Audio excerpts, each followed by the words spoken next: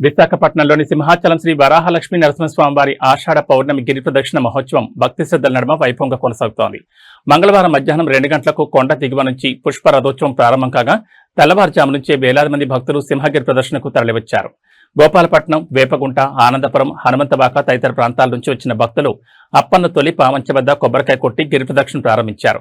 హరినామస్మరణతో కోలాహలంగా సాగిన ప్రదక్షిణలో భక్తులకు పలు స్వచ్ఛంద సంస్థలు పొంగలి ప్రసాదం, మంచినీరు, ఇతర సేవలు అందించాయి. గిరి ప్రదక్షిణ మార్గంలో ఏర్పాటు చేసిన వైద్య శిబిరాల్లో కాళ్లు, కేళ్ల నొప్పులతో బాధపడుతున్న భక్తులకు వైద్య సేవలు, మందులు అందించారు.